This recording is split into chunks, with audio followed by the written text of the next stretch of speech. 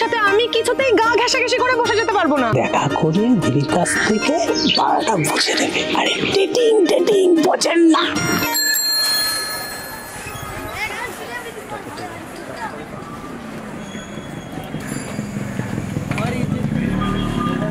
হ্যাঁ বলছি ভাই, তোমার মালটা ঠিক কখন ডেলিভারি হবে তো? হ্যাঁ, ও এখনো গড়িয়া তোমার গাড়ি নিয়ে ঘোরাঘুরি খাচ্ছ? আচ্ছা কি চাঁদা করছো? হ্যাঁ কি ক্লাব? কিসের ক্লাব? হ্যাঁ একে নিজের ব্যবসা চালাতে পারছো না, আবার ক্লাব খুলে বসেছো না? আবার চাঁদা খাচ্ছ?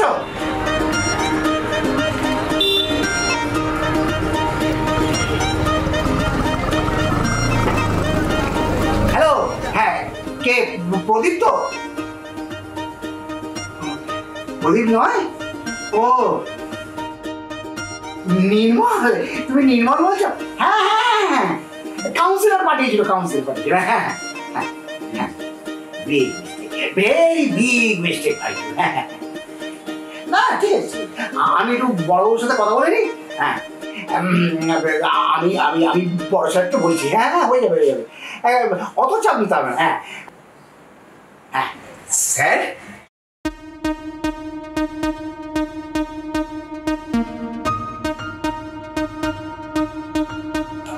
উনি রুদ্রবাবু তখন বলছিলেন না? আরে রমেশ, বলছি তোর মাথায় কি উচ্চের ডিম ভরা আছে?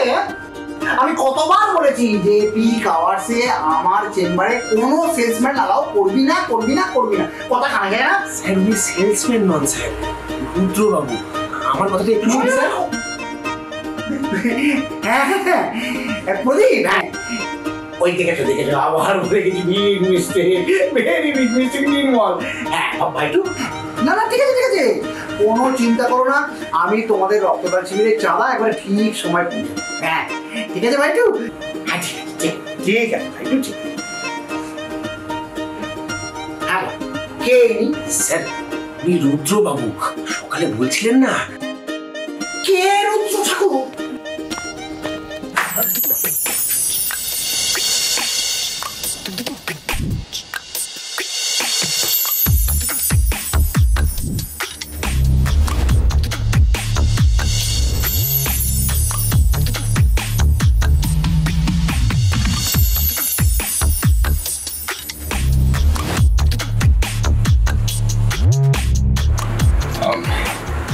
সরি, আপনার লাগেনি তো?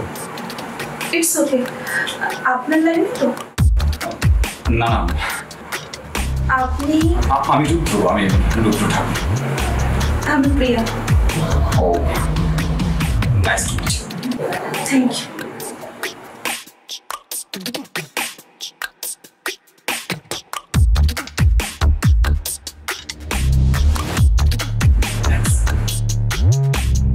স্যার আপনার বড় সাহেব।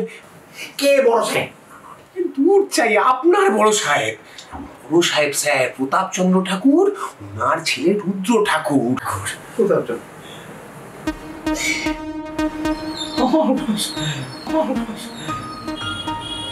Big mistake. নমস্কার, আমি রুদ্র ঠাকুর। এই দেখুন আরে সুগন্ধা আপনার ভারী প্রশংসা করেছে। আরে অফিসের যে এখন অবস্থা, আর তাতে তো আপনাদের মতো একবারে তরুণ তুর্কি ইয়াং ম্যান এখন আমাদের অফিসে দরকার। না তাও আসলে আগে তো কখনো কাজ করিনি, তা যদি একটু লিভ করে দেন। আরে হবে, আরে কাজ তো আর চলে যাচ্ছে না। হ্যাঁ ট্রেন জার্নি করে এসছেন, সারা রাত অনেক টায়ার্ড রয়েছেন, আপনি কি একটু বিশ্রাম নিন, ঠিক? হ্যাঁ তাও অবশ্যই একটু করে। তবে হ্যাঁ ভালো কথা, এই অফিস থেকে আপনার জন্য থাকার ভালো ব্যবস্থা করেছে। মানে আপনার হয়তো মোটামুটি ভালোই লাগবে। হ্যাঁ আপনার কোনো অসুবিধা হবে না। এই রমেশ, করে দাঁড়িয়ে দেখছিস কি? যা। হ্যাঁ দাদা চলুন না, আপনার ব্যাগটা আমি নিয়ে নিচ্ছি। না আমি আমার ব্যাগ নিয়ে নিচ্ছি। আচ্ছা তাহলে বাকি কথা কাল হচ্ছে। আচ্ছা ওয়েলকাম টু আওয়ার ওয়ার্ল্ড। আচ্ছা আমার নম্বর তো আপনার কাছে দেওয়াই রয়েছে। হ্যাঁ কোনো প্রয়োজন হলে একদম হেজিটেট করবেন না, তারপর একটা ফোন দিয়ে দেবেন। এই রমেশ দাঁড়িয়ে রয়েছি কেন? যা। হ্যাঁ আসুন দাদা, আসুন।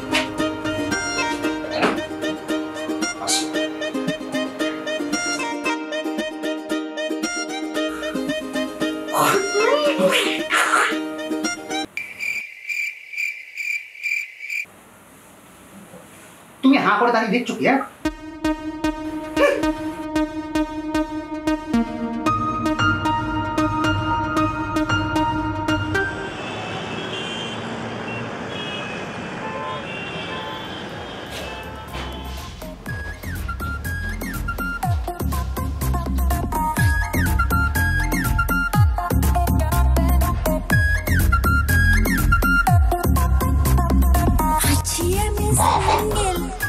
বিরাট জোরে আধুনিক গান বাজছে। দাসবাবু আমাকে তো বললো কোনো ঠাকুমা থাকেন।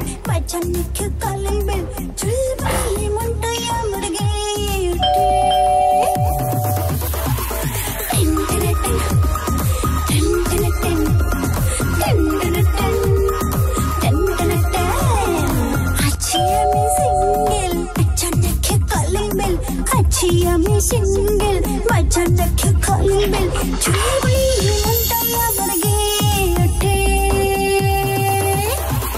Ten ten ten ten ten ten ten ten ten ten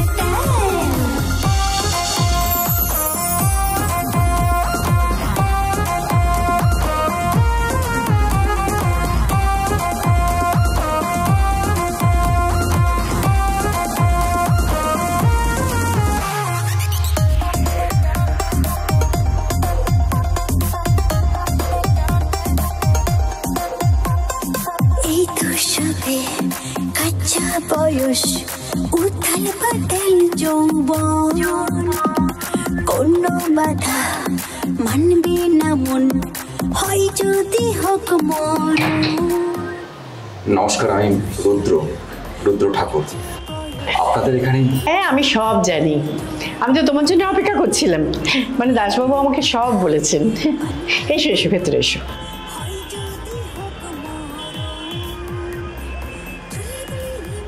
এসো এসো, ভেতরে এসো। বলছি, আসতে তোমার কোনো কষ্ট হয়নি তো? না না বললেই হবে, খুব কষ্ট হয়েছে বুঝতে পারছি। বাবা, রাত্রে ট্রেন জার্নি, বাপরে বাপ। কিন্তু যাই বলো, রাত্রে যখন সবাই শুয়ে পড়ে ট্রেনে, চারিদিক নিস্তব্ধ, অন্ধকার আকাশের দিকে তাকাই আর ট্রেনের শব্দ, অদ্ভুত লাগে কিন্তু। ঠিকই বলেছেন। বলছেন যে একটু জল যদি পাওয়া যেত।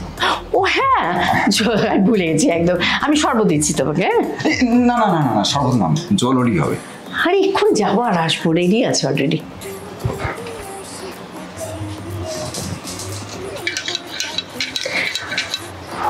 বলছি, তোমার আসতে কোনো অসুবিধা হয়নি তো? না না, কোনো অসুবিধা হয়নি। তুমি বোধহয় আমার পরিচয় জানো না। আমার নাম যুগান্তিকা নন্দী। ও বাহ। আরে না না না, প্রণাম করবে না, এই ব্যাপারটা আমার বড্ড সেকেলে লাগে। বলছিলাম তাহলে আমি শরবতটা খাই ঠাকুমা। ঠাকুমা? না না, এসব ঠাকুমা ডেকো না, বড্ড বয়স্ক লাগে নিজেকে। তুমি না আমাকে চুপ বলে ডাকবে। হ্যাঁ, আসলে তোমার দাদু আমাকে ওই নামেই ডাকতেন।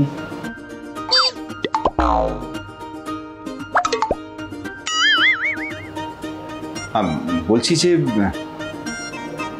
দাদু তো নেই। না, দাদু তো নেই, আজকে 5 বছর হলো চলে গেছে আমাদের ছেড়ে, মানে মারা গেছেন। না না, আমি সে কথা বলছি না, আমি বলছি যে ওই ছবির মধ্যে দাদু নেই। ও,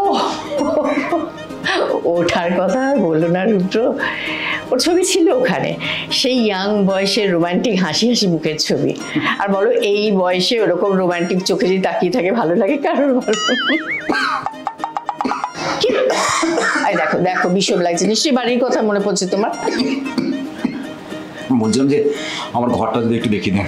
ও হো, দেখো ভুলে গেছি। এসো এসো এসো, দাও। এই যে, এইটা তোমার ঘর। হ্যাঁ, এখানেই থাকবে আজ থেকে।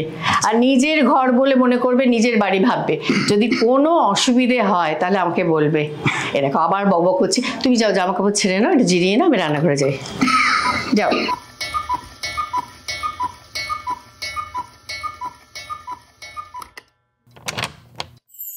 এর থেকে না এই বাবুর লোকেদের পেটো খাওয়ার ঢের ভালো ছিল। শোন না, বলছি ছেলেটা এসছে জানিস, কি দেখতে রে। তুমি তো একটা মাত্র ছেলে, তোমার বাবার অত বড় ব্যবসা, তুমি না সামলালে কে সামলাবে বলো?